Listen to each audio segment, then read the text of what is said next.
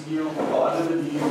En as iemand by jou kom en beskryf 'n gebou en jy wil jy ons nooit nie die voorkant nie, dan weet jy nie waarvan dit praat nie. So ons vanmôre, ons het al oor sodomie gepraat, jy weet dit. Ons het 2 dele daaroor gedoen. Verlede jaar, net voordat in Amerika die howe goedgekeur is, as jy dit kan onthou. Die profetiese woord wat die Here vir ons gegee het, wat hier in Stilbaai gaan gebeur, en dit was nie lank nie, toe gebeur net so in Stilbaai. So ek dank die Here vir dat hy altyd sy woord bevestig en dat sy woord lewe. Nou ja, hierdie week in die nuus, ek het eers al 'n voorblad opgehad, daar was soveel sulke voorblaaie van hierdie week se guys in die burger en in die rapport op die internet, op News24 kan jy gaan lees, daar is soveel van hierdie goed. Ek wil vanmôre op 'n ander manier daarna kyk. En asseblief, jy moet my nie verkeerd verstaan nie. Ek haat die sonde van sodomie. Ek haat alle sondes. Ek is 'n heiligmaking prediker. En vir die wat my nog nie ken nie, sal my leer ken. Heiligmaking is vir my die belangrikste, want God se woord sê, waarsonder geen mens God sal sien nie. Dis heiligmaking. Heiligmaking beteken die skoonmaak van die mens, sodat ons soos Dawid kan staan en sê, gee die binneste van my 'n vaste gees, skep 'n rein hart vir my, dat in my hart niks is wat die Heilige Gees sal bedroef, en my denke niks is wat die Heilige Gees sal bedroef nie. Dis wat belangrik is.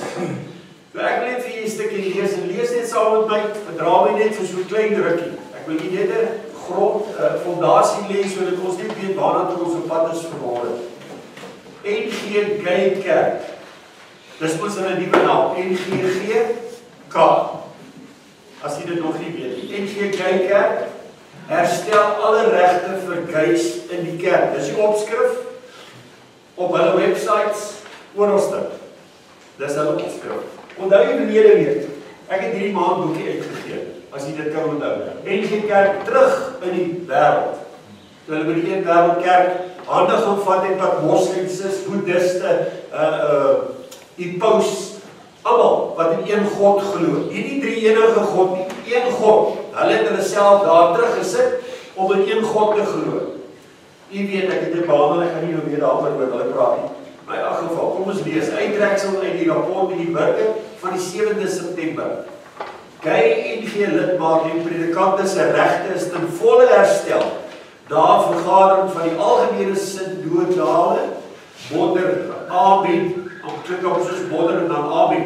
Moderamen van dese week. Die moderamen het besluit om in November 'n buitengewone sinode te hou waar die gay kwessie deurtrap sal word. Dis nou November. Dis alles net om die ouens wat nou in die NG Kerk het wil gaan, want hier's 'n klop van hulle wat gesê het as hulle sodomie in die kerk kan bring, dan gaan hulle die kerk verlaat. Onthou jy laasweek hierso op die voorblad het hy gesê, deelis dat daar is genoeg wat gaan oorbly wat hulle finansiëel gaan dra.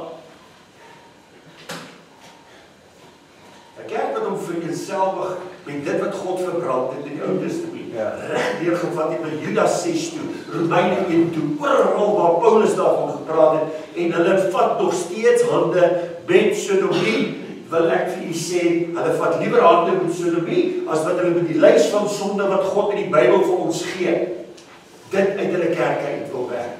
Mense help om verlossing te kry daarvan, maar ek dink julle weet wat is verlossing nie. Kom ons kyk, hulle weet wat is 'n aanstellingssertifikaat, hulle weet wat die formulier is, en alles wat die kerk en die genootskap vir die mens kan doen, en die mens vir die genootskap kan doen.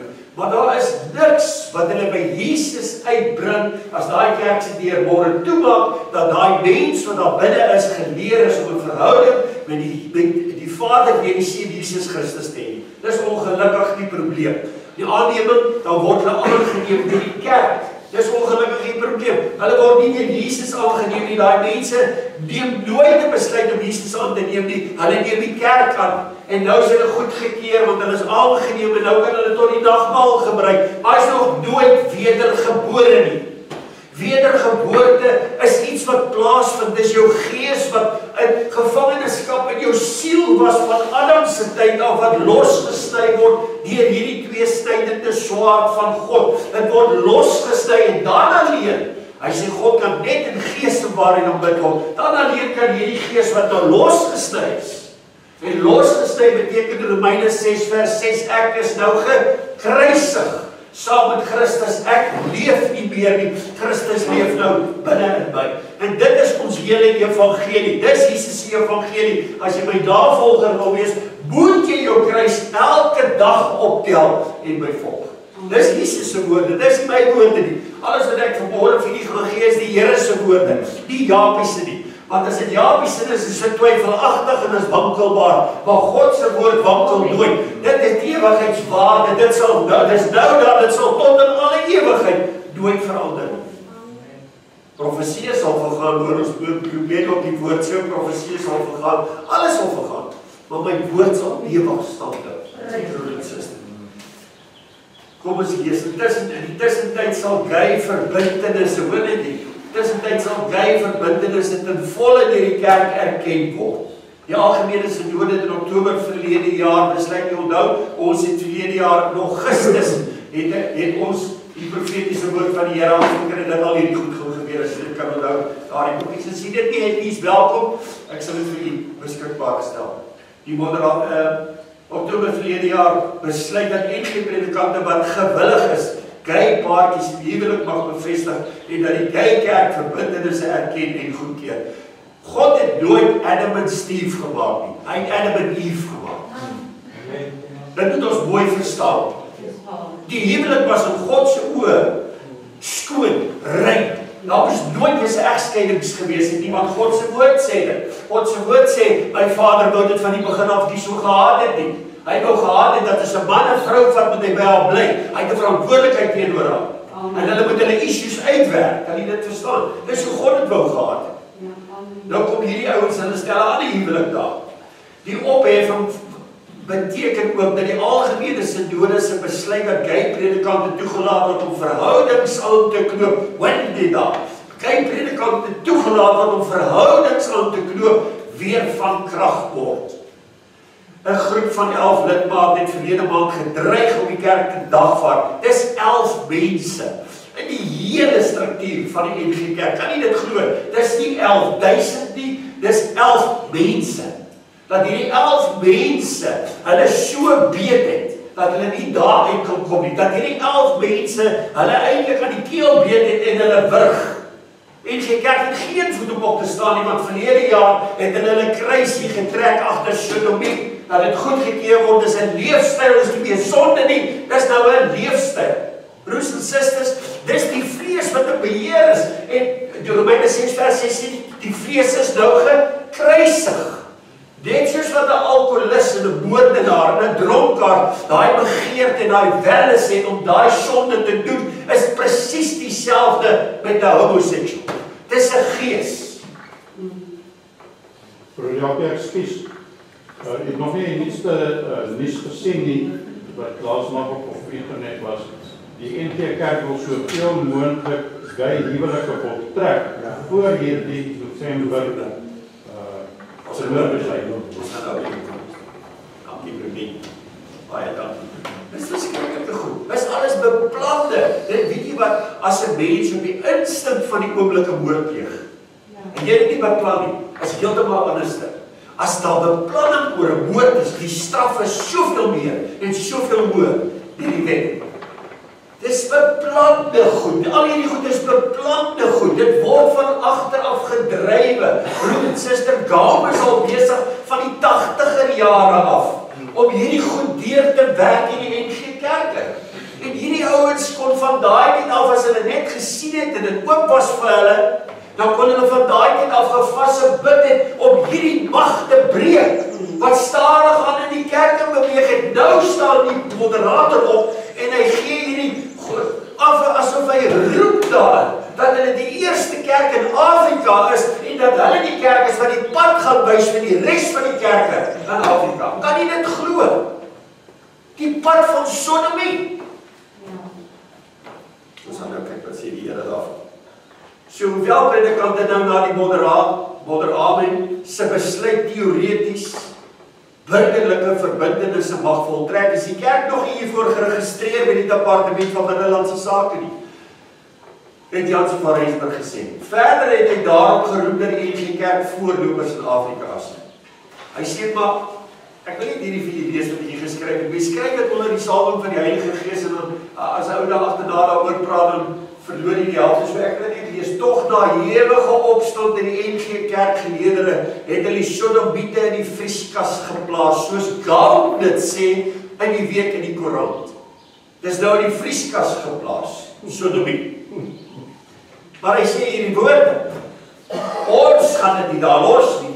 Ons gaan die NGK Kerk forceer om dit in die vrieskas uit te haal. En die dag as daai Sodomie uit die vrieskas gehaal word, gaan ons die grootste braai hou wat daar nog ooit in NG jeugnis was. Dis sy woorde. Ok, Daniel, ek skryf nie, maar uiteindelik het hulle die geveg verloor. Hulle probeer, die kerk het probeer, hulle gespartel in die rivier van Sodomie, om daar uit te kom. Maar daar was geen manier om uit te kom nie, want in die begin het hulle gesê, ja, daar is geen opdraai nie, broer en suster, dit is die Sodomitiese kerk van Suid-Afrika nou. Hulle kan maar 'n vergadering hou in November maand. God het al vir ons verlede jaar gesê, dis wat met die NG Kerk gaan gebeur. Hulle gaan 'n Sodomitiese kerk word, broer en suster. Baie van ons kinders en familie en vriende is in daardie kerk. En weet jy wat, ek voel so jammer vir hulle. Ek het hierdie week al gehuil terwyl ek met hierdie poort besig was. Vir hierdie dinge. Dit moet nie so wees nie. God daar elke oomblik daarvan.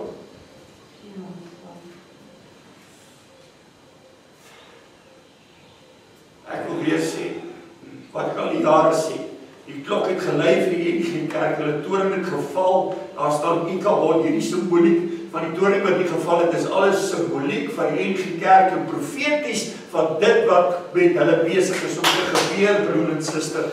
Die Here gee vir ons tekens, hy sê die laaste tye sal ek vir julle tekens gee, tekens in die lig, tekens oral gee, sodat julle kan weet, die Galileese see droog op, dis 'n teken, dis alles tekens wat God vir ons gee, as ons as heilige se oë net kan oop wees om hierdie goed te aanskou.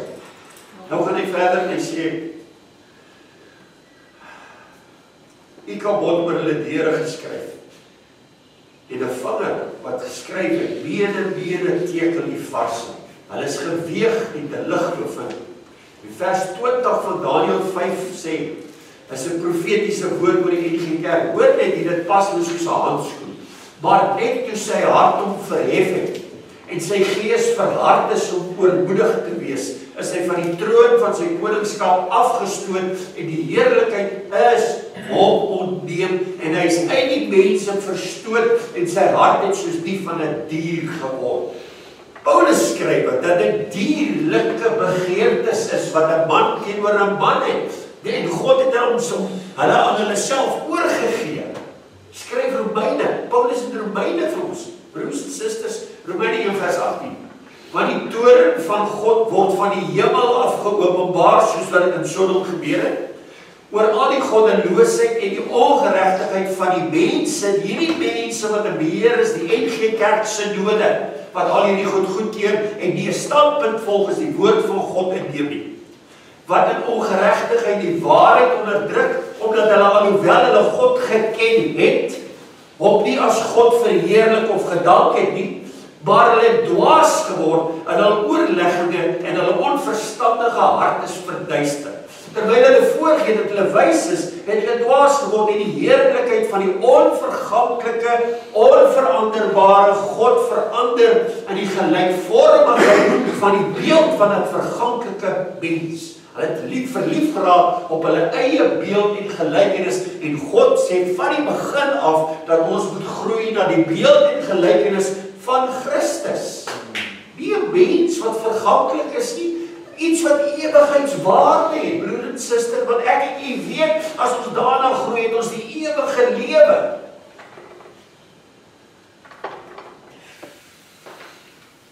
Hy sê, daar het God hulle ook in die begeerlikhede van hulle harte oorgegee aan onreinheid, om hulle liggame onder mekaar te onteer. God se woord sê al hierdie goed.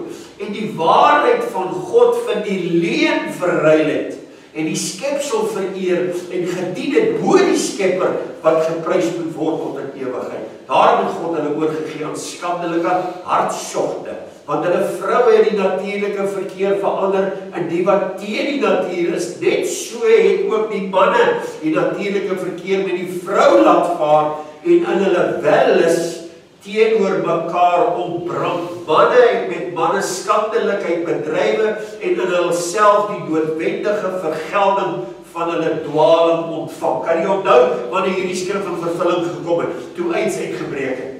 Ek mooi, lees dit weer. Hy sê, waar is dit nou? En in hulle self die noodwendige vergelding van hulle dwaling ontvang. Daar was 'n straf daarvoor en dis toe AIDS uitbreek tussen hulle. Dit was 'n waarskuwing van God af om hulle te sê, julle is met die verkeerde goed besig. Die skrif het dit al gesê. Hoe oud is die skrif dit nie? Broer en suster, dat God het vooruit al geprofeteer het deur Paulus. Ja, dis droog. OK. Ek gaan nou nie hulle name lees nie, jy kan daar kyk. Dit is almal die hoofstuk van Stellenbosch, die hoofstuk van Vrystaatse Universiteit. Dis hierdie ouens wat deel het van hierdie 11 mense in die hele land wat die hele NGK Kerk beheer op die oomblik. Dit is sodomitiese aktiviste. En ek voel jammer vir hulle. Maar weet jy wat kom ons kyk. Dit gaan my verstand te bowe dat dit 11 van hulle, maar wie Openbaring 13 vers 7 sê vir ons. Dit is ook aan hom, dis Satan, hè? Satan, hierdie is alles satanies. Satan se instrumente, sodomie is alles van Satan, is 'n sataniese gees. Kyk mooi wat sê Daniël 13 vers 7. Dit is ook aan hom, Satan, of die Antichrist, gegee om oorlog te voer teen die heiliges. Dis 'n oorlog wat nou teen die heiliges gevoer word. Broer en suster, maar hoor wat sê die skrif. En hulle te oorwin. En aan hom is mag gegee oor elke stam en taal en nasie. Want dit is in elke stam en nasie, volk en taal op hierdie aarde, is daar 'n sodomitiese gees wat in beheer is. Alles in die skrif. Alles in die skrif. Laaste dae so goed wat die besig is om te gebeur. In steede dat hulle hierdie sodomitiese gees uitdrywe deur vaste en gebede, word hy eerder staanplek agter die kansel gegee. Ons weet, ons het dit al behandel. 'n Man staan agter die kansel en wat doen hy? As hy 'n sodomitiese gees by hom het, al die gemeentelede wat daar sit, maak hulle oop om te luister vir as Jakobus moet skrywe dat jy nie eers 'n ou moet toelaat om jou hastig te wees om hande om jou te lê nie, wat nog jou oopmaak vir 'n sodomitiese gees en te ontvang alles wat hierdie gees vir jou sê, want jy weet die gees wat daar staan het homself geopenbaar want hy's 'n gay predikant en nou luister jy na hom. Jy luister mos nie na die woord van God nie, dis 'n valse ding wat daar staan agter die preekstoel. Kan jy dit verstaan? 'n Onbekeerde. Want as jy hom bekeer het, sou hom saam met Christus laat kruisig het en hy sou daai wellus van hom bely het vir 'n ander man en verlief geraak het op sy beeld en gelykenis wat Christus Jesus is. Dis verskriklik. Dis verskriklik. Maak mens. Ek sê altyd dit laat my maag so draai. Dit maak my vraag is of die lidmate dit nou net gaan los. Ek het nie 'n verantwoordelikheid vermoor teenoor die NGK. Soos ons hier sê. Ek gaan nou daarby kom, want ek wil dit graag verduidelik. My vraag is of die ouens gaan opstaan in die NGK. Hulle laas jaar as jy kan nou hierdie hoor, as jy met die bank verbyloop en hoor hierdie en sê, "Ons sal dit toelaat." En die NGK het so het hulle maar gegaan en ek het hulle maar so geluister en niemand, weet jy wat? Vir die eerste keer in Stilbaai was hulle gelukkig met my en die boekies wat ek geskryf het, dat die NGK se KRAG die boekies daar by my winkel kom haal het, sodat hulle skietgoed het vir hulle dominees in die vergaderings. Toe kom hulle almal, dit is die beste, dis die meeste boekies wat ek nog ooit uitgegee het, vandat ek in die Stilbaai was verlede jaar. Ja, sorry. Ja, amen. En nou, toe word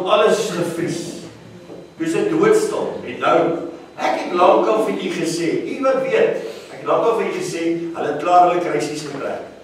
As hierdie ouens hulle hof toe vat, is hulle in die moeilikheid. So waar. Hulle is eintlik so blind gewees dat hulle vir 6 maande of meer, of 8 maande, hulle nie hof toe gevat het. En nou jy miskien het ou wakker geword. Een duiwel het nou wakker geword en sê, hey, ons kan hierdie ons hof toe vat en ons kan hulle forceer. En dan blink druk. Sies nog. Ok, nou dit gebeur. Die vraag is nou, gaan die lidmate opstaan in Christus met mag en eening op hierdie slang se kop, want dit is die slang se gees, onthou dit? Christus stel die voorbeeld vir ons, hy het op die slang se kop getrap, maar ons is Christus se saad. Gaan die lidmate opstaan in Christus en met mag en eening hierdie slang se kop eenmaal verbrysel en die redding van sonde deur Christus Jesus aan hulle verkondig, die kruisiging van die vlees, of gaan hierdie slang weer eens die oorsaak wees dat die NGK Kerk uit die tuin van Eden verdrywe word. Want onthou, Christus het vir jou en my dit moontlik gemaak deur die wedergeboorte om vandag in die paradys te wees. Ek en jy is nou al in die hemelse plek, ons is nou al in die paradys. Maar hierdie slang is besig om die NGK Kerk uit die paradys uit te dryf, soos Adam en Eva uitgedryf is.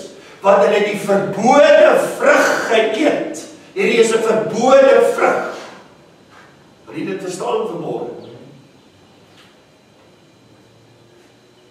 Die loon van die sonde bring die ewige dood, sê die Bybel vir ons.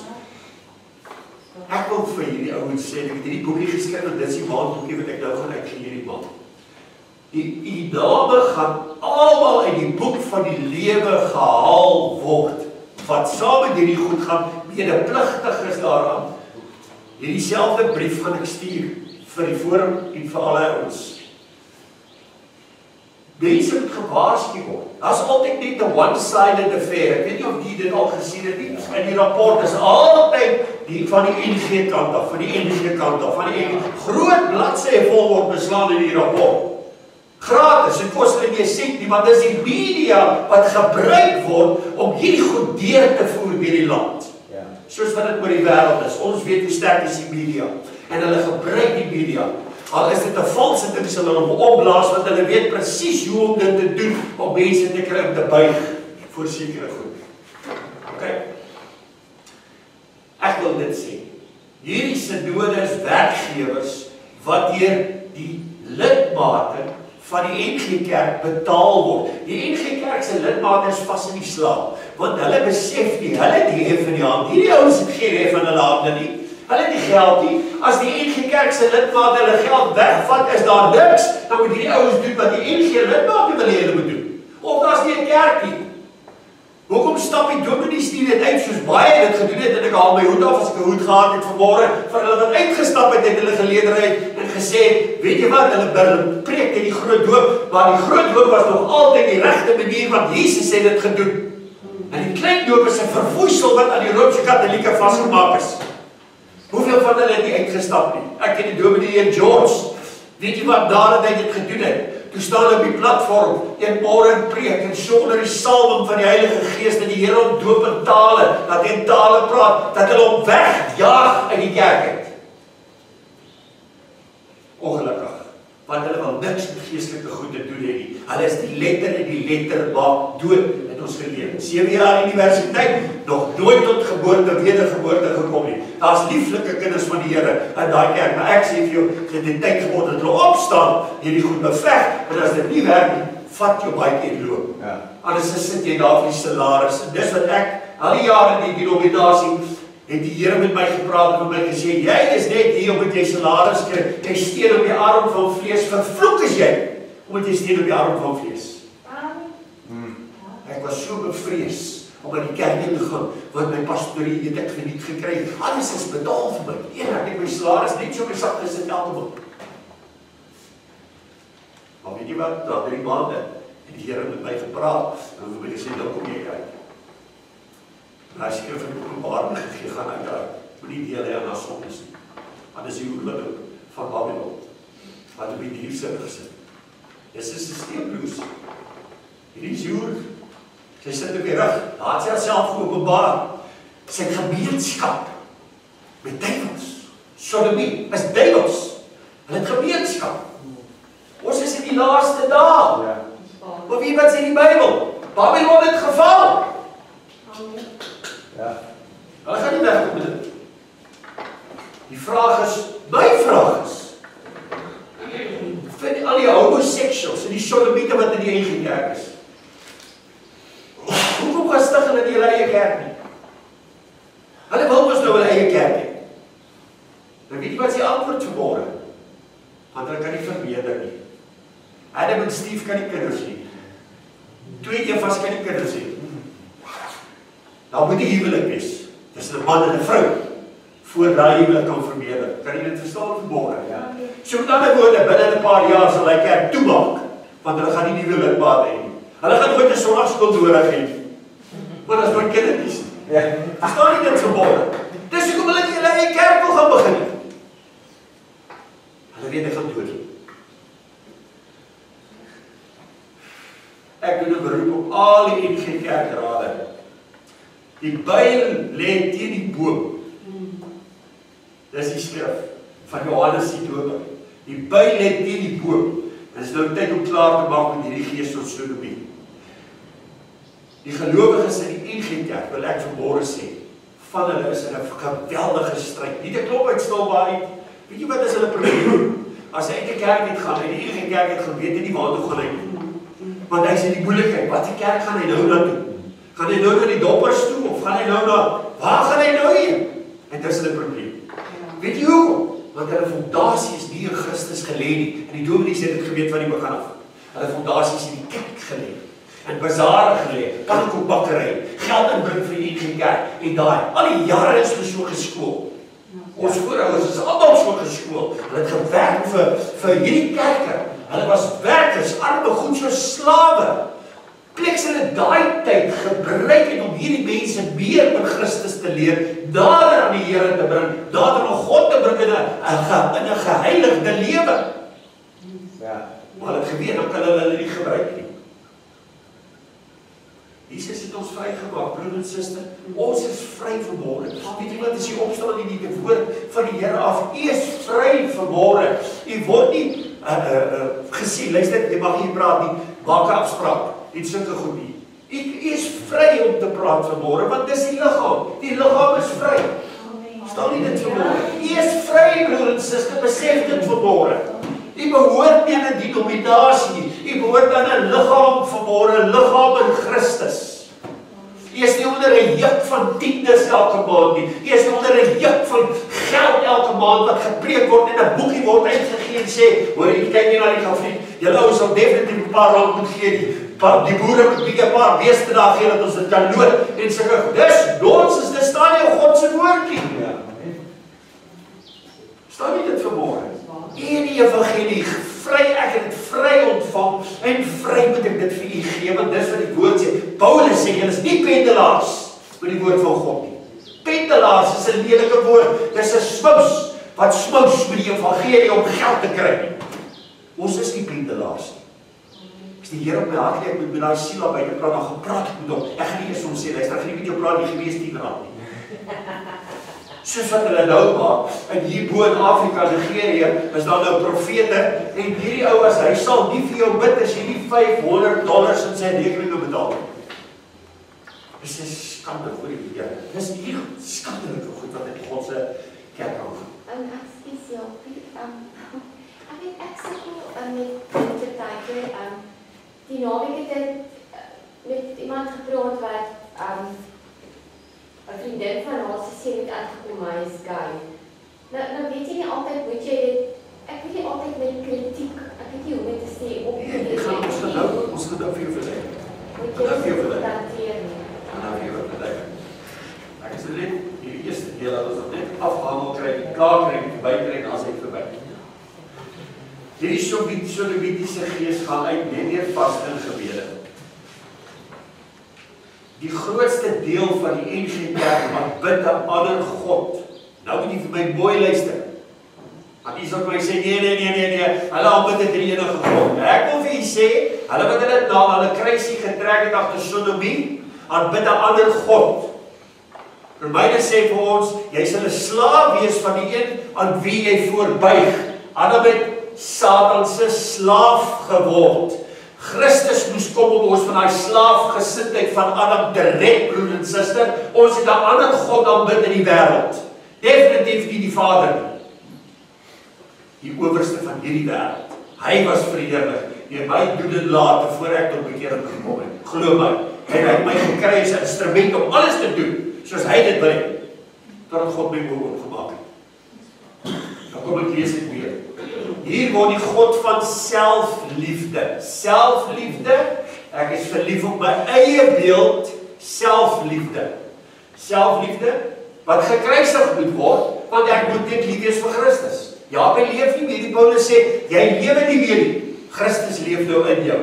Is Christus 'n sodomiet gewees? Nee, dat beteken dit dat Christus nog nie in daai persoon lewe nie. Dis hoe duidelik dit is vanmôre. Dis 'n keusesaak.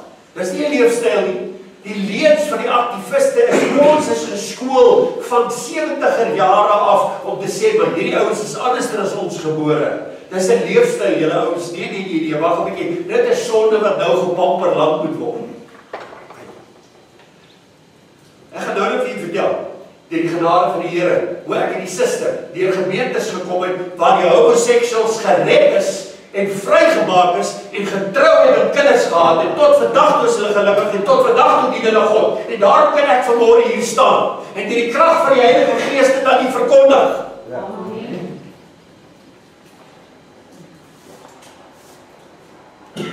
Hebreërs 13 vers 8 sê: Dieselfde God wat deur sy woord die goed verbied, is gister, vandag, tot in alle ewigheid dieselfde. Jesus, hy verander nooit. Wie verander dan? Die NGK Vader. Mense verander. Kan jy dit verstaan? Om aan te pas by die wêreld. Wie is die owerste van hierdie wêreld? Satan. Jesus self sê, die owerste van hierdie wêreld kom net voor sy kruisiging en hy niks aan my nie. Wat gaan hy met my maak? Hy gaan my kruisig. Maar weet jy wat? Dis God se plan dat dit moet gebeur. Want as dit gebeur, dan kan daar vrymaking vir homoseksuals wees. Dis eintlik wat die Here daai tyd gesê. Kan jy dit verstaan? So Christus het vir hulle verniet gesterf. Hulle glo nie hy kan hulle vrymaak nie. Dis eintlik wat hulle wil sê. Maar aan die ander kant is daai begeerte sterker as die begeerte om Christus aan te neem. Dis al wat dit is. Want dis 'n vleeslike begeerte. Kyk, is dit reg? Kom ons lees Genesis 18:23. Abraham, jy moet baie mooi luister. Dis so revelation wat die Here my gegee het. Weet jy dit? Ek het my geskit tot op my fondasie. En ek het dit oor en oor gelees en ek het gesê, Here, dit kan nie waar wees nie, want ek is so geskool en ek het dit so geleer. Maar hoor vanmôre wat sê die woord van die Here. Abraham het nader gekom. Nader, hier het God gekom. En God het nou kom praat. Met Abraham. Maar eers kom hy en kry Abraham by die tent sit. Abraham sit daar in die son en is warm. Hy sê die hitte van die dag, op die warmste van die dag, het God by Abraham gekom. Dit moet jy nie mis nie. Dis op die warmste van die dag, kom God by Abraham. En toe Abraham sy oë opslaan, staan daar 3 manne voor hom. En hy spring op. En hy vra of hy vir hulle iets kan doen. Hy was so gasheer hierdie ou. En hy het die mooiste vrug van al die gelowiges wat ek reg deur die Nuwe Testament oral gesien het Abraham die mooiste vrug. Jy kan nie glo nie. Hy sê onmiddellik vir hulle, jy kan nie verder loop nie. Julle moet eers water drink. Julle moet eers ietsie eet by my. Hy ken hulle van geen kant af nie. Dis so wonderlike gasheer hierdie man is. Hy nie gasvryheid van gelowiges wat hulle moet veronderstel is om vandag te hê. Nou kyk hoe dit sê. Abraham het nader gekom na God toe en gesê, sal jy ook die regverdige saam met die goddelose opbring. Hoor mooi wat, hier begin hy sy gebed. En ons praat oor gebed, is 'n gebedsreeks hier. Hier kom Abraham en hy kom nader aan die Here. Wat is hoe mens bid? 'n Mens kom nader aan die Here en dan begin jy bid. En hier begin Abraham bid. En weet jy wat? Dit het my, ek het dit oor gelees en ek kon dit nie glo wat ek lees nie. Al die jare het ek geglo dat Abraham vir Lot gebid het. En Lot se familie. ingetree het by God, dat, of die Here net hulle sal raak sien, dat hulle kan sê, Here, hy begin by 50. Hy sê, as daar net 50 regverdig is, in Sodom is, sal hy nog steeds Sodom vernietig. Die Here kyk Abraham so, Abraham is besig met 'n gebed hier, julle ouens. Hy sê, Abraham, ek sal nie. Hy sê, Here, verskoon my dat ek nou weer vra, maar as daar 45 regverdiges in hierdie stad is, hoor mooi, hy het niks met lot te doen nie. Hy is besig om vir Sodomiete te bid. Amen. En toe hier ek hierdie ding lees, toe sê ek, Here, dit kan nie wees nie. Ek kan nie vir 'n Sodomiet bid nie. Want 'n Sodomiet het die Heilige Gees bedroef. 'n Sodomiet is moedswillig. Daar's van hulle wat in die kerk sit wat sê hulle is bekeerd. Hulle is nog nooit bekeerd nie. Anders sal hulle vlees wil afsterf. Maar hulle sê hulle is bekeerd. Ek het hier my 'n stryd gehad om vir hierdie goed te bid. Want omdat daar so min van hulle tot bekering kom, jy sien glad nie 'n Sodomiet hier in Stilbaai tot bekering kom nie. En ek dink by myself, Here, wag 'n bietjie. Kom ons gaan 'n bietjie verder. God was hier. En weet jy, as jy dit mooi lees, en jy gaan lees in die geskiedenis, in daai Jordaanstreek was daar 5 stede, waarvan Sodom en Gomorra die grootste 2 stede was. En 'n klein stadjie, wat een van die 5 was daar naby en sy naam was Soar. Soar beteken klein stadjie. Kom ek lees hulle name. Sodom, Gomorra, Adma, Seboa en Soar. Dis die 5 stede. God was hier om 5 stede, ons sien altyd net Sodom en Gomorra. God was hier om 5 stede te verbrand tot op die grond toe, want hulle was almal vervuil met homoseksualiteit en sodomitiese. Dis hoekom Sodom se naam Sodom was, Sodomites, Sodomite. Dis waar die naam van die dorp vandaan gekom het. Dit was Sodomite wat hulle eie dorp daar gehad het. Ek kan dink hoe is dit gegaan het dan. En ek dink by myself, Here, 5 stede, nie net die 2 nie, U wil alles vernietig wat in daai Jordaanstreek is. Nou, U sal sien, lees daai stukkie. Abraham stap saam met die Here en hy stap om die berge en die bome van Mamre, is alles daar, want hy sê ek het na Abraham toe gekom en die skaduwee by Mamre. En hy stap op hierdie berg en op hierdie berg en hy kyk af in die valleie en daar lê die 5 stede in die valleie van die Jordaanstreek en God is hier om al 5 stede gelyk met die grond weg te brand. Dis sy plan, dis wat hy doen. Hy sê vir Abraham in hierdie woorde, hy sê die sonde van Sodom of in hierdie 5 stede het opgeroep na my toe in die hemel. Kan jy glo dat sonde van die aarde af kan roep tot in die hemel waar God is? En God sê hierdie woorde, en ek het besluit om af te kom, om te kyk of dit so is. Hoor wat sê die Here? Hy sê, en as ek vind dat dit so is, gaan ek al hierdie plekke verwoes. En Abraham staan hier, en Abraham begin bid vir Sodom. Want weet jy hoekom bid Abraham? Dit was vir my so revelation. Want Galasiërs sê vir ons, baie mooi die skrif, hy sê die oomblik toe Abraham en God in Genesis 16 'n verbond gesluit het, en Abraham die slagoffers, ons het 'n paar dinge terug daaroor gepraat, alles in die helfte gesny, hier lê al die offers, hy gaan nou 'n verbond met God sluit, God kom en hy maak Abraham aan die slaap, en hier lê Abraham in slaap. En Galasiërs sê dat in daai droom wat hy daar kry, sien hy tot die evangelie, hy sien Christus, hy sien al hierdie goedes, hy sien tot Christus aan die einde, aan die regterhand van God die Vader, alles herstel. Halleluja. Wat Adam weer droog gemaak het. Abraham sien al hierdie goed terwyl hy daar lê. En hier staan Abraham voor God. Hy het klaar hierdie visioen gehad. Hy het gesien wat God se plan is vir die wêreld. En hier is 'n klomp Sodomiete. En hulle wil hulle nie bekeer nie. Weet jy wat? Abraham het 'n weermag gehad. As jy mooi gaan lees oor Abraham, dit is so wonderlik gaan lees hierdie hele stuk. En Abraham het 'n weermag gehad van 318 getroue soldate. Hy het toe Lot weggevoer is uit Sodom uit en 'n ander koning gekom het. Jy kan onthou as dit ook Selomander dink ek was die plek se naam. Ons het dit ook deurgewerk. toe word almal weggevoer.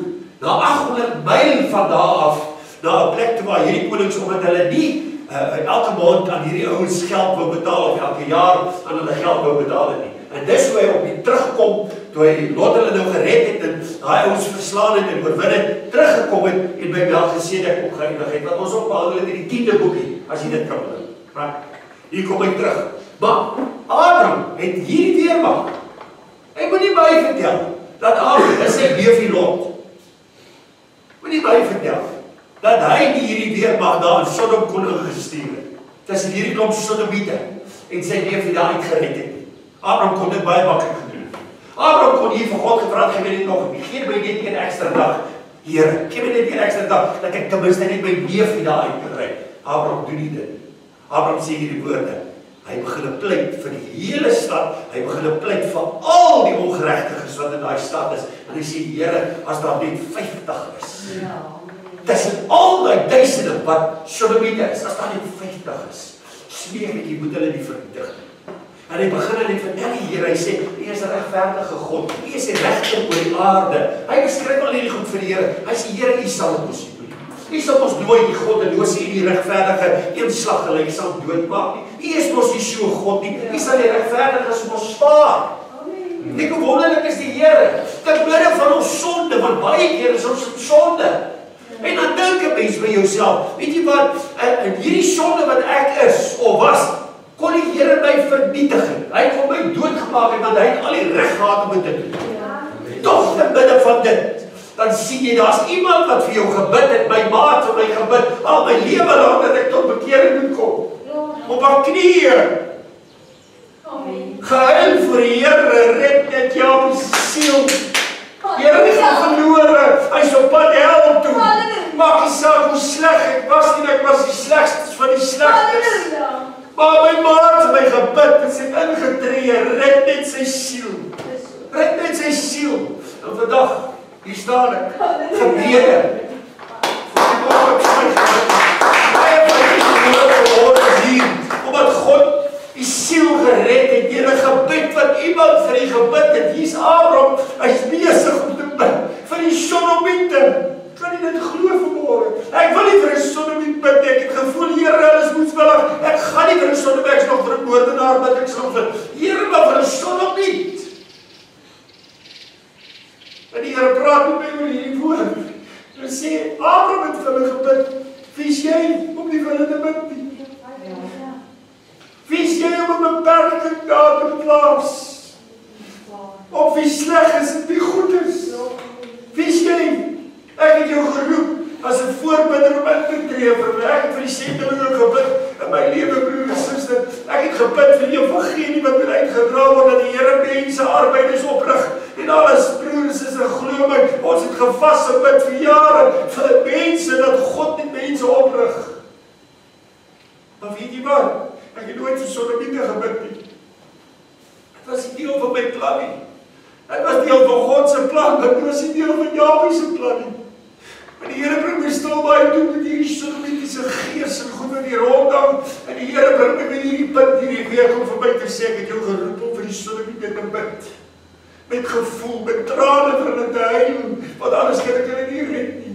Ek het jou geroep om hulle te vas en bid, nie net te bid nie, te vas en bid. Met alle woorde, jou kos weg te stoot waarvan jy so lief is, Jakob, en vir hulle te bid en in te tree dat God iets kan doen.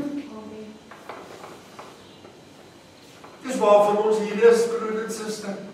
Dis hoekom ek vanmôre nie in die nominasie sit nie, sit hier om die deel in 'n liggaam en hierdie liggaam is God, wat God daar gestel het, om vir ander te bid, waar ander ouens nie wil bid nie, maar waar u sal bid, waar u sal vas. Dis wat die Here wil hê.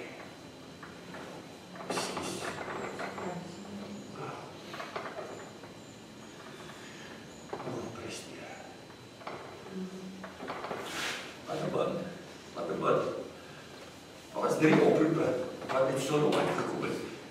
Die Here praat nie oor 3 oproepe, ek sê Here 3 oproepe. Die eerste oproep was die sonde wat opgeroep het na God toe. Die tweede oproep was Abraham se oproep. Die derde oproep was Lot se oproep. Lot het ook geroep, kan jy dit glo? staan in die Bybel geskryf. En nou weet jy, ons gaan net so 'n bietjie verder met Abraham. En Abraham praat met die Here. Hy pleit met die Here, smeek die Here. Hy gaan van 50 na 45 na 40 na 30 na 20 na 10. En by die 10 voel hy uit half nie meer vrymoedigheid nie. En weet jy wat terwyl die skrif so lees, dan sê ek, Here, as ek dit so kyk en sien ek dat Abraham soveel genade gehad by hom uit die wêreld. Soveel genade dat hy by God pleit, al is daar nie 10. Dat die Here hierdie Sodomitiese stad, wat 'n ewige God so is, wat die sonde in sy oor oproep, sê die Bybel, dat Abraham pleit dat hulle nie vernietig moet word nie.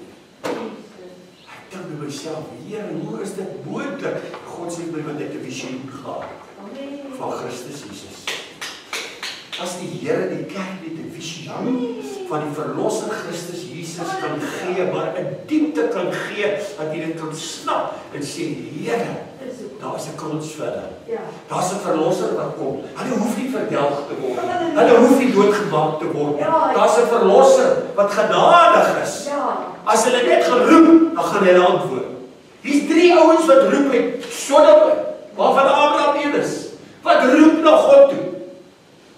Die Here soek 'n man en 'n vrou vanmôre wat bereid is om te roep vir die slegstes op hierdie aarde, nie vir die familie nie. Ons bid almal vir ons familie, ons bid almal vir ons kinders, ons bid almal vir neefies en niggies en almal. Maar bid vir die slegstes sondaars, moordenaars, sodomiete, wat jy in die straat sien, hand aan hand.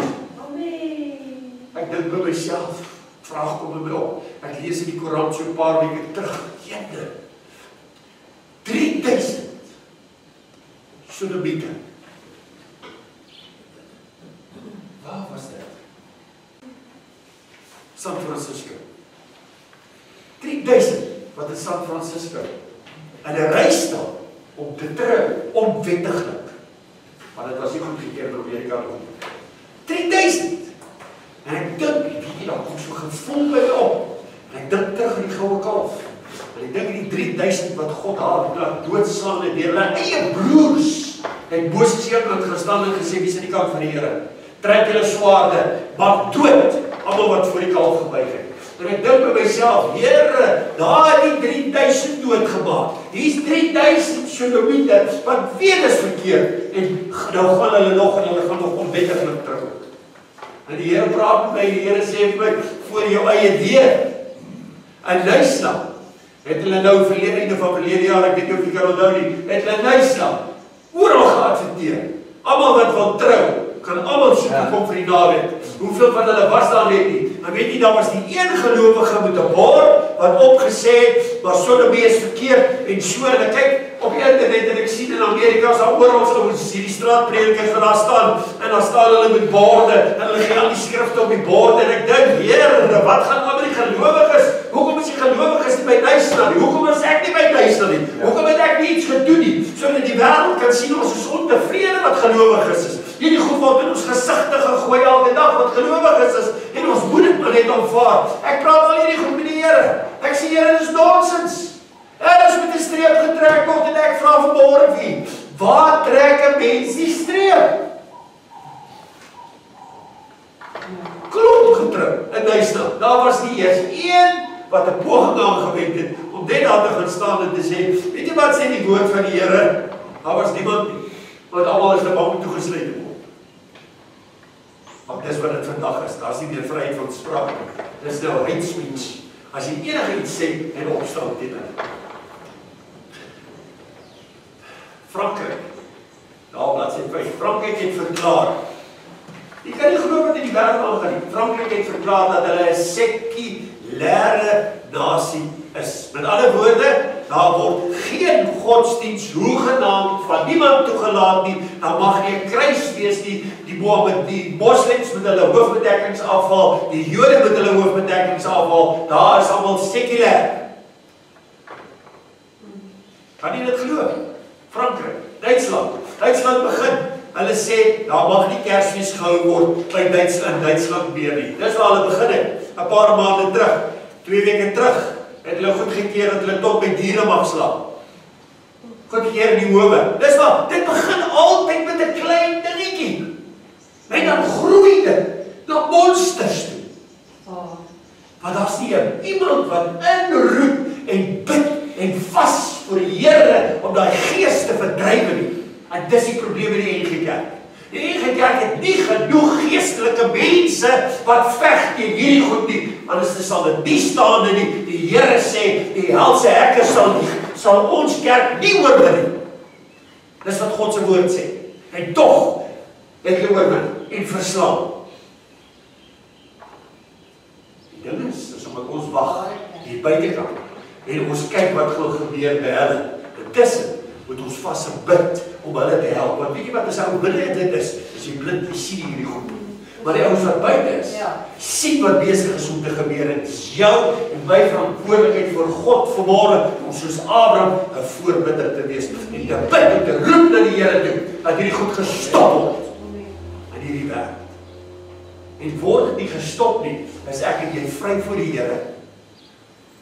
Want ons het gedoen wat God se woord vir ons verwag.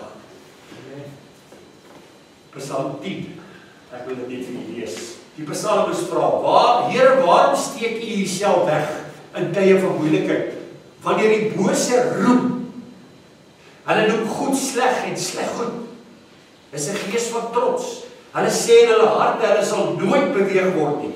Hulle staan vastig in hulle sonde, hulle monde is vloeke, verleiding en bedrog. Hulle sê in hulle harte, God het vergeet. Hy steek sy aangesig weg. Hy sien ons nie. Hy sal ons ook nie oordeel nie. Psalm 10. Hy het dit glo. Dis al lank al geskryf deur Dawid nogal. Ek weet van sonde. Die Here antwoord Dawid hierdie woorde. Ek weet van al die sonde wat op die aarde gepleeg is. My oog deur kruis die aarde en is gerig op die regverdiges wat in my naam staan. Ons moet staan, broer en suster. Ons moet opstaan teen hierdie gees van sodomie. En ons moet vir hulle bid en hulle moet losgemaak word, vrygemaak word. Ek sou nie vanmôre dit gepreek het as ek dit en my vriende nie beleef het deur al die plekke waar ons gegaan het. En dit was genade van die Here af. Maar weet jy wat? Dit het 'n prys gekos. En die gelowiges van vandag wil nie 'n prys betaal nie. Hulle wil ons leef te lekker. Dit gaan te goed met almal van ons. Niemand is bereid om daai tyd te spandeer en te bid en voor die Here neer te val en te huil vir 'n moordenaar en 'n sondaar. Ek gaan nou vir julle 2 voorbeelde gee wat stadies wat in Amerika gebeur het. Die slegstes. Ons gaan nou daarop kyk. Kom ons maak nie hierdie ook klaar. Galasiërs 3 vers 8. Die skrif, jy kan dit gaan lees. Dit is so 'n wonderlike skrif. Loof die Here. Prys sy wonderlike naam. Dit is so vir daarvan weg. Lees. Kom ons lees. Nie by neefie en sy vrou en kinders nie, maar die stad sal U dit spaar. Hy gaan verder en sê, laat dit ver van U wees om so iets te doen, om die regverdige saam met die goddelose om te bring, sodat die regverdige daardeur gelyk is met die goddelose. Ja, dit is so mooi gebed. Dit is nou 'n wonderlike gebed. Jy kan hom definitief gaan bestudeer. Dit wat hy na die Here toe bid en hoe die Here hom elke oomblik antwoord. Elke sinnetjie wat hy bid, antwoord die Here hom onmiddellik. Dit is so wonderlik, nee. En dan bid hy hier vir Sodomiete wat God klaar in sy gedagte opgestel het om te sê gaan hulle verwoes, maar hier's 'n man wat besig is om in te bid. Sal nie wonderlik wees as ek en U begin bid nie. Met die stilligheid na die Here toe. Dat God hulle begin verander nie. Weet jy wat die wêreld is? Biddeloos. En wat biddeloosheid is goddeloosheid. Al die lose kom in waar biddeloosheid is. Glo my vanmôre. Punt 6. As ons op bladsy 7. So wil ek hoe hy sê toe sê hy, laat die Here tog nie toornig wees nie. En laat my nog hierdie keer mag spreek. Dit is so mooi. Voorbeeld van gebed. Miskien as daar 10 gevind word en hy antwoord, ek sal dit ter wille van 10 nie doen nie. Nie ter wille van jou gebed nie, Abraham, maar ek sal dit ter wille van 10 nie doen nie. Dit is sommer so mooi. weet jy die gesprek met die Here en met Abraham, dink ek in ons gesprek in die binnekamer met die Vader, as ons nie mooi luister, dan hoor ons, jy sien jouself in hierdie gesprek, is dit nie so die broer en suster, jy wat bid is, jy wat opstaan vroeg in die môre, jy bid, jy sien jouself hier, jy is besig om die Here te pleit en te vra. Is net 'n ander manier hier. As 'n mens hier het 'n vleeslike oog uitkyk, dan wil dit voorkom of Abraham meer genade as God gehad het. En dit kan nooit wees nie. En dit is ook nie so nie. So nou 'n bietjie verder kyk. Het lyk of God hulle wil vernietig en Abraham wil hulle red. Ons vas en bid, Here, ons wil siele vir U wen. Maar waar trek ons die streep? Hoe voel ons as hulle op die TV sê, as 3000 homoseksuals wat nou gaan trou in Stilbaai? Hoe sal ons voel? Hulle sit plakate hier op. En die loop by die spar en dit is 'n groot plakkaat op. Moenie Sondag se diens mis nie. Daar's 3000 homoseksuals in Stilbaai wat gaan trou. Wat ervaar jy hier binne in jouself as jy dit lees? Hoe voel jy? Onstuimigheid, toornigheid wat jy opkom hier binne in die. As jy daaraan dink, en jy dink, heerlik, maar dit moet nie so wees nie. Iemand moet iets doen. Is dit nie hoe jy voel nie? Dis hoe ek voel. As ek hierdie gaan kyk, glo my. Ek weet ek is nie die enigste een vanmôre hier nie. En tog, binne van dit, kom die Here in hom praat. Hy sê, my vraag, wat gebeur in die gees? Waar hierdie goed plaasvind. Want ons is hier nog net in die sienbare, ons het nog nie eens by die geestelike uitgekom, die broer en suster. Wat gebeur in die geestelike wêreld? Is bindinge wat losgemaak word oor die gelowiges. Dit maak die gelowiges dat hulle monde sluit, dat hulle nie meer praat nie, dat hulle alles net aanvaar en goedkeur. As jy nie opstaan en praat teen iets, al is dit nie die binnekamer met God nie, dan beteken dit dat jy goedkeuring gegee het vir hierdie saak. Ek het definitief nie hierdie saak goedkeuring gegee. As daar in die Koran geskrywe word, ek moes al gelees, hulle het nou 'n nuwe regter aangestel, en hierdie regter sê, sodomie is die pad. Dis wat Suid-Afrika nou gaan loop. Sodomie. Nou so 2 of 3 weke terug, het hulle gesê dat hulle aangedring het daarop, dat die mense net soos in Duitsland, kan slaap by wie hulle wil. As hulle by dier wil slaap of nie by, daar word nie meer gediskrimineer in Suid-Afrika. Want daar's mense wat dit daar kan doen. Dis deel van hulle voorvader aanbidding. Voorvadergeeste. Dis alles deel van hulle rituele. Bokke, wit bokke en al daai goeders. Dis alles deel van hulle. Kan jy dit verstaan vanmôre? Natuurlik wil hulle goedkeuring hê vir al hierdie goed. Daar kom 'n man gister by my. 'n jong man, so pragtige seun. En hy sit daar en hy's besig met goed en ek kan hom help, want RTL is nie daar nie, ek sal alleen daar en ek help my die ander mense wat daar kom. En dit raak stil daar. En ek begin so 'n bietjie met hom praat, 'n bietjie met hom deel, waar kom jy vandaan en so aan, en hoe lyk jou geestelike lewe, en so, yes, die Here help my. Ek druk net op die regte puntjie daar by hom. Hy sê vir my, hy is baie skaam oor sy verlede, en hy sê hy was in 'n veiligheid gewees waar hulle mense geskiet het. Hy het geen gevoel nie. Hy skiet op net, hy het geen genade vir die voor die voet, dan val hy daar neer. Hy sê, as hy ook bezig om te sterwe, dan, as die oomblik is hy sterwe, dan voel hy, kom die hitte. Terwyl hy oor hom staan, dan kom die hitte. Soos die siel waar hy die lichaam verlaat, dan kom die hitte uit in die oomblik. Hy sê, en hy het alle harde en harde gegeven. Ek luister na hierdie jong kind. En hy sê, my broer is altyd gered, hy was 'n sendeling, so mooi kind van die Here sê hy. Hy sê, my broer het altyd met my gepraat, hy sê, maar ek wil dit met jy. Hy sê, die sien 'n boek lê daar op sy broer se tafel. Hy sê, die werk gedoen. En hy kyk na die boek en daar staan, The 7 Wives of Satan. En hy vat die boek, dit trek hom, maar hy wil het gelees. En sy broer sê, jy kan dit nie lees nie, want jy sê, geestelik sterk genoeg nie. Jy gaan val. En hy sê, ag man, julle moet julle geestelik goed. En hy vat die boek en hy begin hierdie boek lees.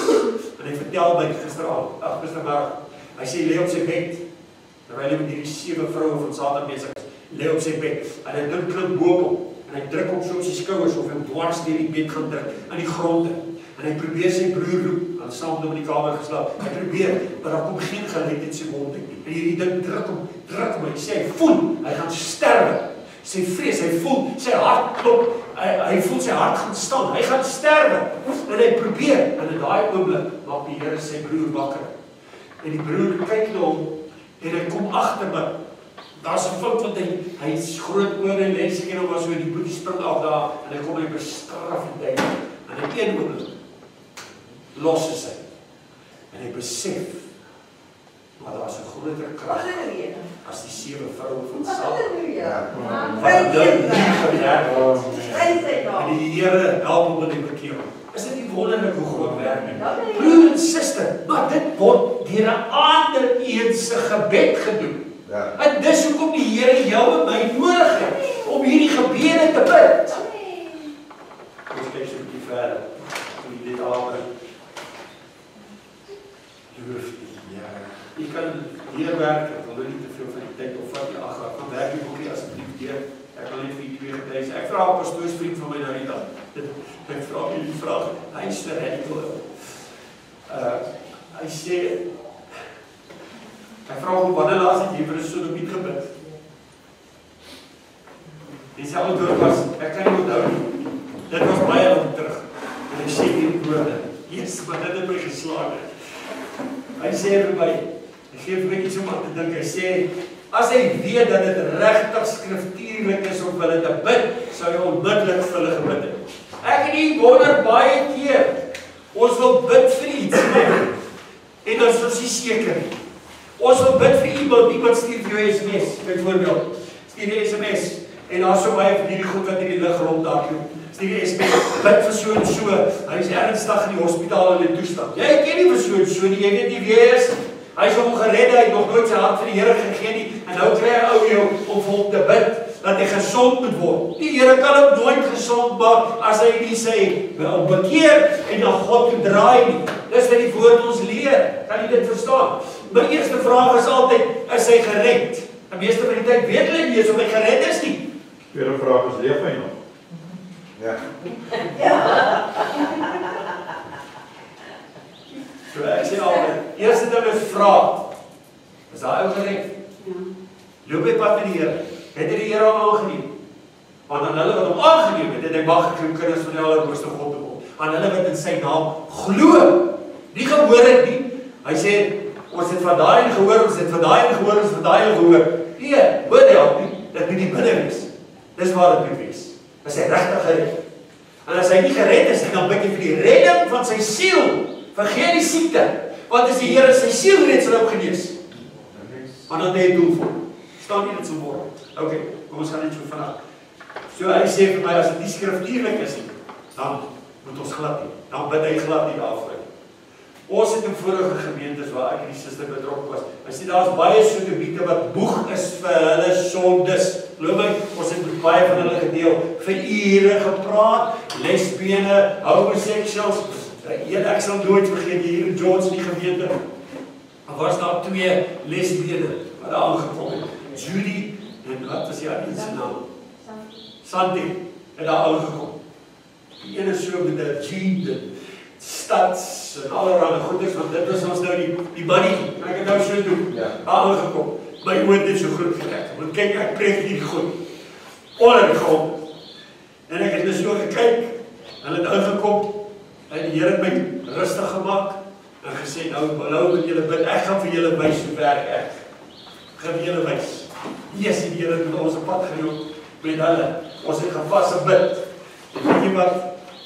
Daai ene wat so geloop het, so ingekom het. Ek is hier oor besig.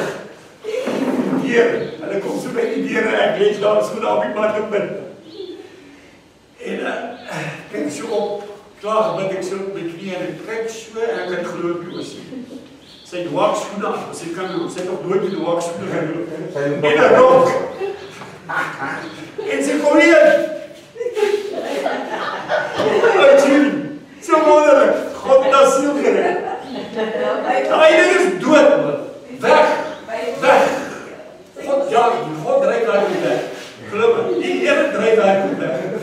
Hy sê rokke, as die trekskoene, as jy dink, dit gaan nou die ding doen. Dat is maar, gewoonlik as hy tot bekering kom, gooi ons al die buitekers so goed af, en jy dink, jy wil gauw gaan trek, soos die rest van die ouens wat daar is, en dat jy soos hulle lyk, en hulle staan nie uit. Ja, dit was my die wonderlikste. Ek kan nie eens met dwaakskoene loop, nog nooit in haar lewe met dwaakskoene geloop nie. Die trek sy dwaakskoene aan sy kerk en sy loop mooi vir die heerlik, sê sy.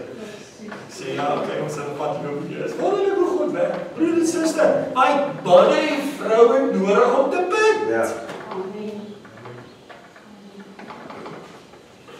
Kom ons kyk wat sê die skrif. U kan 1 Korintiërs gaan lees 6 vers 9 tot 11. Daar word vir ons die grense van intersessie, want baie van ons het 'n grens met jou voorbidding verborge. Ek gaan nie vir daai bid nie, en ek gaan nie vir daai bid nie, en ek gaan nie daar vir daai bid nie, maar die Here, daar haal die Here al daai grense uit. En hy maak die Here vir ons oop. Hy maak die sluise oop. En hy sê ons moet bid. 1 Timoteus sê, daar ons sê hulle is vyande van die kruis, want dis wat ons gewoonlik, ons gryp daai skrif en ons sê, nee, hulle is vyande van die kruis, ek kan nie vir hulle bid nie. Kolossense 1 vers 21 sê, Jesus sê, wees lief vir jou vyande. Hoekom? Omdat dit hulle is wat jou en my by 'n kruis dood bring. Hoor mooi, dis jou vyand wat aan jou openbaar wie jy is. Dis jou vyand wat 'n spieël is vir jou om te sien wat is nog hier binne, wat God nog moet uit jou lewe uitkry. Dis 'n sodomiet wat voor my staan en my terwyl ek bid na die Here toe, en hy staan daar om vir my te sê, maar jy het geen genade vir my nie, maar God het vir my genade.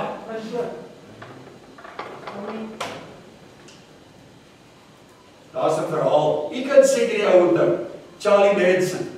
Gaan jy dit onthou? Groot moordenaars. Hy het al hierdie moorde gereël. Hy het 'n groep mense gehad, sy disippels, wat hy 'n geloof gehad, die helter skelter geloof. Ek weet nie of jy dit kan onthou nie. Van daai jare was ook al die koerante, ek was nog 'n klein ouetjie met daai ding. Ek dink ek was net so die laaste of in die hoërskool.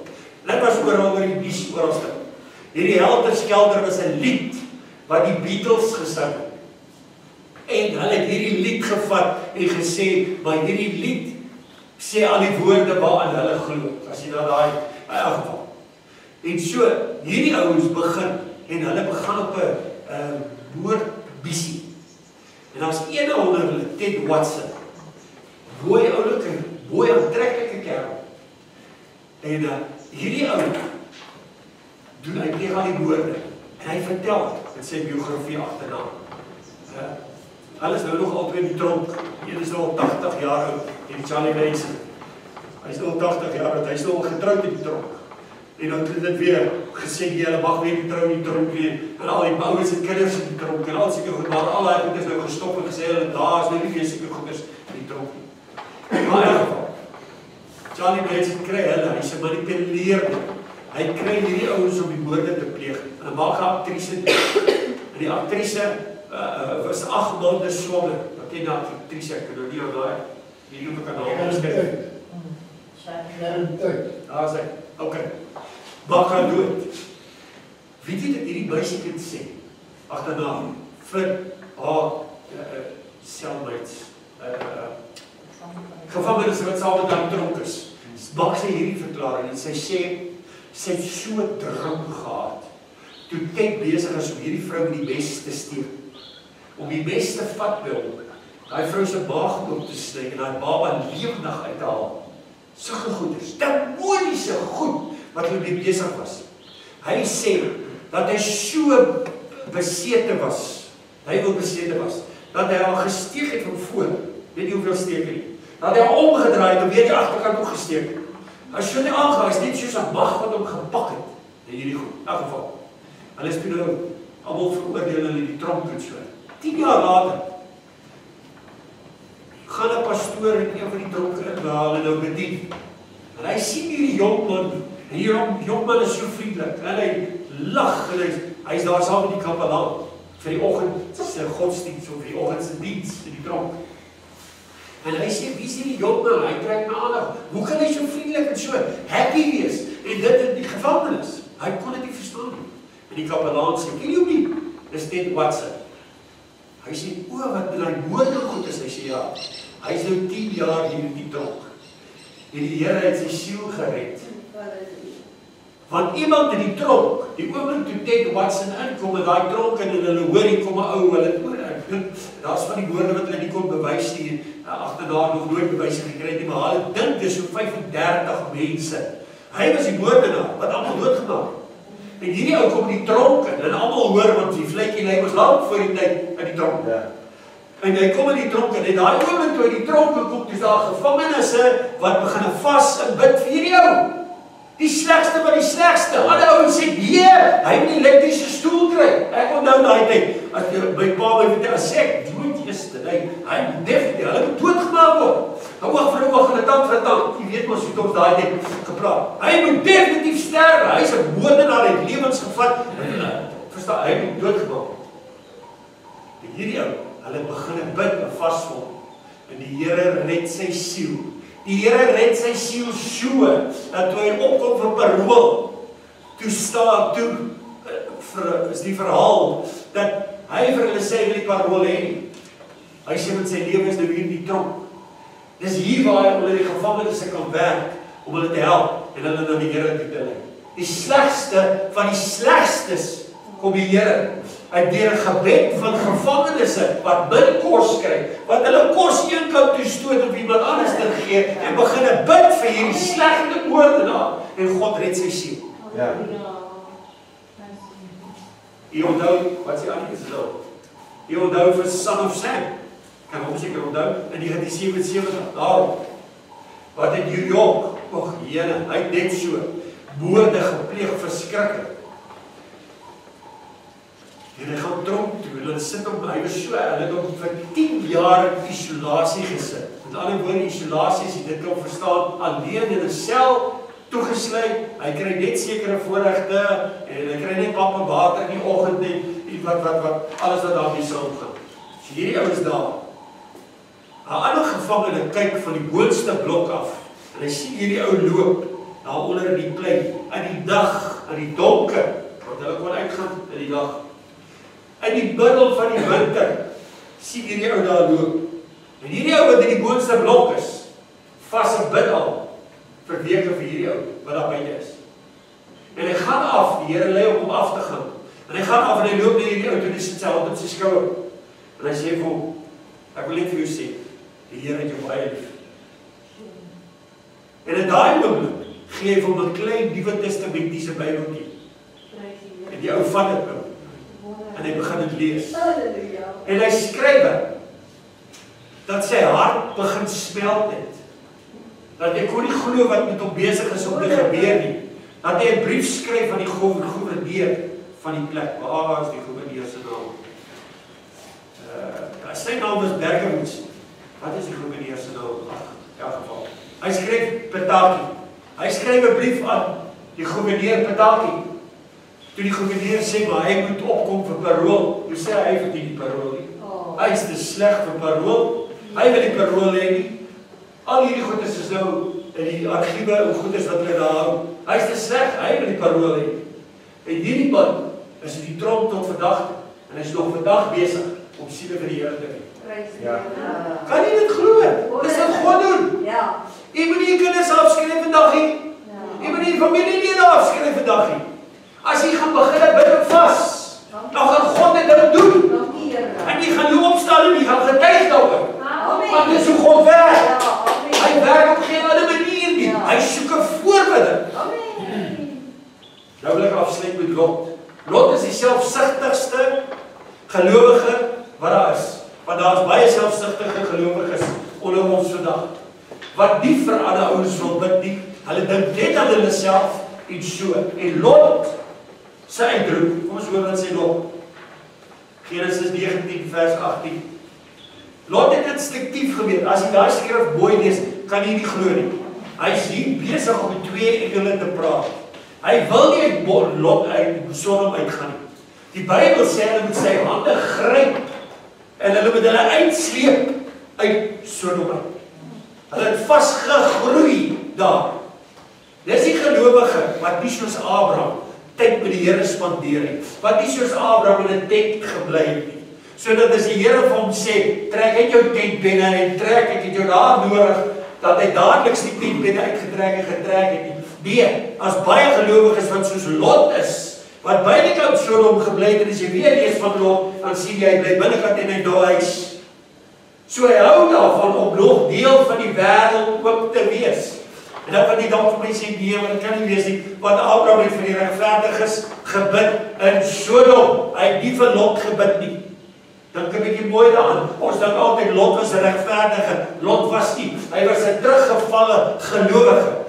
Dan kom ek bewys dit vir. Nadat hulle hom daar uit het, staan daar geskrywe. Ewe skielik verander die twee engele wat hy mee praat en daar staan by Here.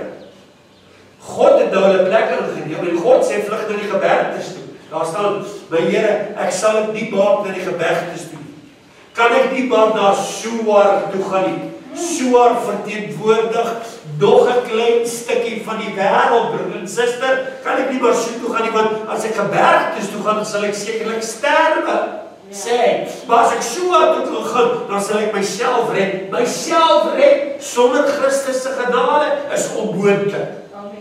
En hy gaan na Soar toe. Wat is Soar? Dis 'n klein bietjie Sodomitiese gees wat daar is. Hy is nog daar, want God wil al 5 stede vernietig. So Sodomite was ook in Soar. So hy wil so toe gaan. Maar weet jy wat? Die goed werk uit vir hom daar. En hy vlug toe saam met sy 2 dogters berge toe. En hier wys die Here vir ons baie duidelik. En daar staan dat die 2 meisiekinders gesê het, nou is daar geen man wat ons verwagting kan maak nie. Ons kan nie 'n nasie voortbring nie. En hoor wat doen hulle? Hulle gee hom drank en hulle maak hom dronk. Dit kan nie gelowige wees nie. Hy moes dit geleer het om te drink binne in Sodom. Dis die ouens wat voor die TV sit. En as die Here hom roep om te bid, dan sê hy nie nou die Here, ek is nou besig. Ek sal bid wanneer ek kan sê. Dis die ouens wat nie regtig waar 'n geheiligde lewe wil lewe nie. Dis die lou Christen, dis Laodicea se Christen. Hy word uitgespoeg, maar terwille van Abraham se gebede het God nog aan Lot gedink, alhoewel hy nie van Lot gebid het nie, en hom gered. En kyk wat word gebore, die Ammoniete en die Moabiete. En wie is al die dae van hulle lewe moeilikheid gegee, hierdie 2 volke, wat uit Lot se dogters gebore is, nadat hulle hom dronk gemaak het en gemeenskap met hom gehad het. En jy kan maar die skrifte lees, tot in Saul se tyd het hulle gestoei met hierdie 2 volke, wat daar uitgebore is. Dis die gelowige, selfregverdige. Hy bid nie vir iemand anders nie. Solank hy gered kan word, hy Sodomite, en solank sy begeertes voorsien kan word, dat hy maar naby 'n ander dorp gaan bly, wat ook Sodomite is, maar is daar nou nie so erg so Sodom nie. Kan jy dit verstaan? Dis daai tipe gelowige. En ek wil vra vanmôre, dalk is hier van hulle vanmôre hier onder ons, wat dalk so is, en nie vir 'n ander ou sal wil gaan bid nie. Nie vir 'n goddelose sal wil gaan bid nie. En nie vir, maar jy sal vir jy familie bid, en jy sal vir jy vriende bid, en jy sal vir ander vriende bid, maar jy sal nie vir die goddeloses bid nie. Dan het ons môre nie in deur getrap, en ons sien dat God verwag, dat ek en jy vir die slegstes moet bid. En vas, nog ons kos ook opoffer, vir ouens wat ons nie eens ken nie. Kan jy dit verstaan vanmôre? En dalk het jy soos ek gedink, tot vanmôre toe. Maar weet jy wat? Ek sal nie vir die Sodomite bid nie. Ek haat Sodomie. Maar die Here het sy lewe gegee vir daai Sodomite. God haat ook sy sonde. Die hele Bybel is vol geskrywe daaroor. Maar ek en jy vanmôre as gelowige kinders van die Here 'n verantwoordelikheid as 'n voorbeeld soos Abraham om te bid vir hulle met 'n passie, met 'n gevoel, met trane. Paulus sê, ek gaan nou van vooraf weer in barensnood, sodat Christus gestalte moet kry in julle. Dis wat Paulus skryf. Barensnood is 'n vrou in kraam, wat geboorte gee, vir die ouens wat al daarby was, en dit al gesien het, jy weet wat dit is. Dis hoe die Here wil hê ons moet bid, vir 'n goddelose siel. So ek vra jy vanmôre, as daar vanmôre iemand is, wat ook so dink, sê Here, ek weet ook nie wat vir ouens sal kan bid. En ek vra vanmôre, daar waar jy by sit, by jouself, dat jy net vanmôre die saak met die Here herstel. Sê Here, ek het nie geweet dat die skrif my sê, dat ek vir hulle moet bid nie. Ek het altyd gedink, nee, hulle is onskriftuur, ek sal nie vir hulle bid. Dis die pad wat die Here met my gaan in hierdie week. Maar vir my gesê, jy sit geen beperkings op my woord nie. Jy sit geen beperkings op die siele daar buite nie. Jy bid vir hulle wat ek vir jou opdrag gee om te bid. Jy bid vir hulle. Kom ons let ons op, Vader in die hemel. Al is die ouens wat soos ek gevoel in hierdie week, wat vanmôre voel, ek nooit vir hulle bid nie. Hulle is met verkeerde goed besig. Hulle bedroef die Heilige Gees. Dan wil ek vanmôre vra, Vader, U vir ons 'n pad kan loop met Abraham en vir ons kom wys wie die man gebid het vir 'n stad vol sodomiete. Alhoewel nie hulle vernietig het, maar die wou vir nog steeds vir ons wys dat die regverdige God is. Daar was nie 10 regverdiges nie. En daarom, al het Abraham ingetree. Vader, maar ek weet vanmôre, as daar 10 regverdiges was, sou U nie daai stad vernietig het nie. Want U woord is die waarheid. U is nie 'n mens. Die skrif sê, U is die roem van Israel, U is nie 'n mens dat U kan lieg nie. As U woord vir Abraham gegee het en daar was 10, dan sou U daai dorp gered het. Vader, ek dank U dat U 'n regverdige God is vanmôre. Ek dank U dat as U 'n belofte maak, dat U daardie belofte hou. Ek dank U dat die woord sê, herinner my aan my beloftes, Vader. Ek is so dankbaar vanmôre dat U 'n God is wat U woord hou. Here, hier is vanmôre klomp mense. U het vanmôre voorbidders nodig vir die NGK Kerk. U het voorbidders nodig vir sodomitiese sonde wat besig is om ingang te kry. Maar Here, ek weet, as ons vanmôre soos Abraham kan uitroep en begin bid vir hierdie sodomitiese kerk, dat God, dat U 'n redding sal bring daar. En Here, vanmôre is ons pleit soos Abraham se pleit. Vader, as daar 5000 is, of as daar 3000 of 1000 of 100 is in daardie kerk, Here, wat regverdig is, dat U daardie kerk sal red, dat U daardie kerk nie sal vernietig nie, Vader, want ek sien in die woord, U het alles vernietig wat daarmee te doen gehad het. U tot die engele wat hulle eie liggaam verlaat het en die mense liggaam aangeneem het, ander vlees gemeenskap gehad het mee, wat Genesis 6 ons vertel. U het tot hulle in die bodemlose put gegooi vir die groot oordeel eendag, Here. U haat hierdie sonde. Maar Vader, die geregverdig is, wat daar onder hulle sit, wat nie kan uitkom nie, wat nie weet waarna toe nie. U het die lewe vir hulle gegee. Nou ons gebed is vanmôre as 'n volk, Here, saam, as 'n groep, saam, asseblief, Vader, dat U hulle sal raak sien, genadig sal wees, dat U ons gebede sal verhoor, en dat U vanmôre hier onder ons, nie net bidders sal oprig nie, maar ook hulle wat sal vas en bereid sal wees, om hulle eie vlees te kruisig, sodat hulle ander kan kry, om ook daar te kom, Vader.